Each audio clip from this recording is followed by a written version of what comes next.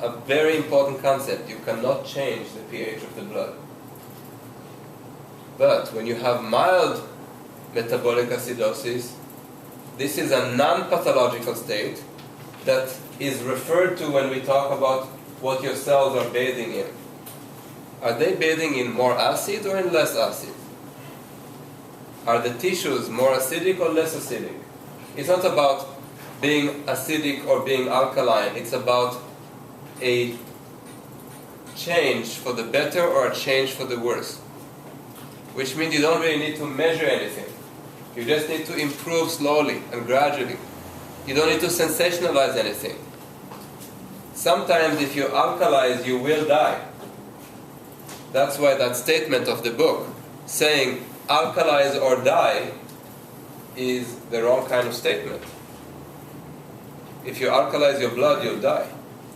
But I will show you later that when you alkalize your urine, you can also die. And that's why you cannot rely on those dipsticks measuring the pH in the urine. So what is really happening? Let's assume for a second that you have a good amount of insulin coming out of your pancreas, so sugar can enter the cells, and that you also have enough oxygen in your cells to burn the sugar to make energy. In that situation, as you make energy from sugar, from glucose, you are manufacturing various acids that are fairly mild, but that are nevertheless important, and the body has to find a way to get rid of them. For example, you can make carbonic acid.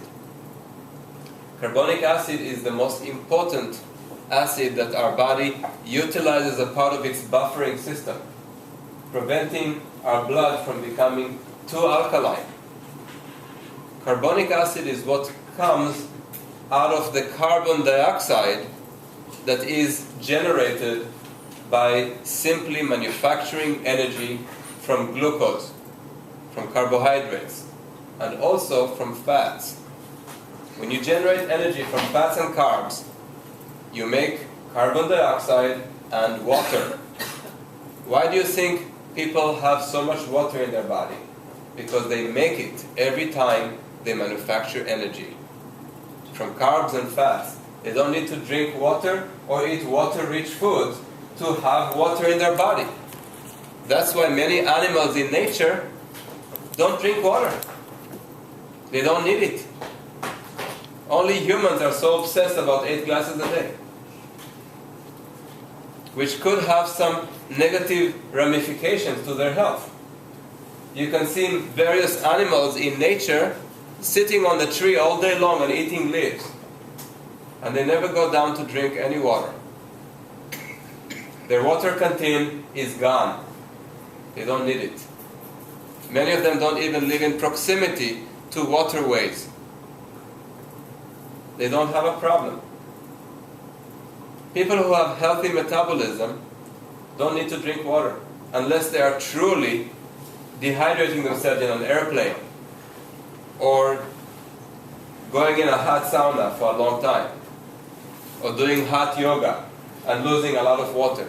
Those people need to drink water to compensate when they feel thirsty.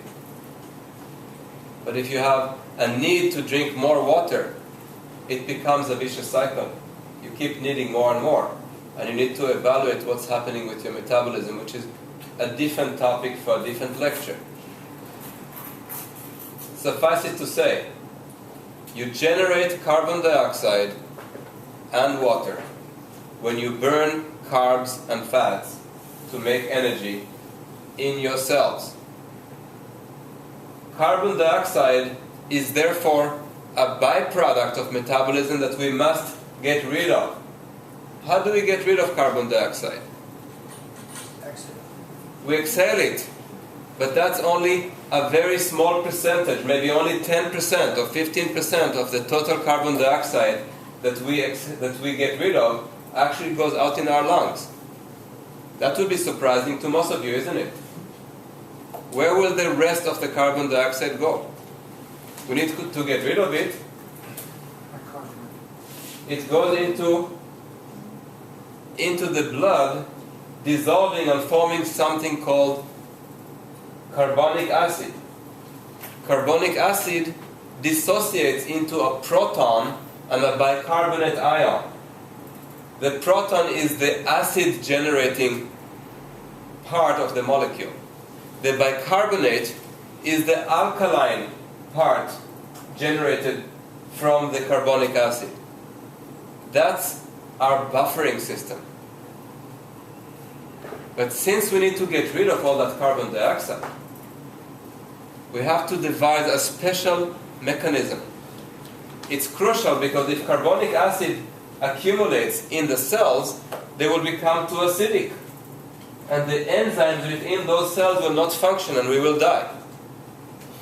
So our goal here is not to alkalize, but to eliminate the acids. You understand the difference? Alkalize is incorrect.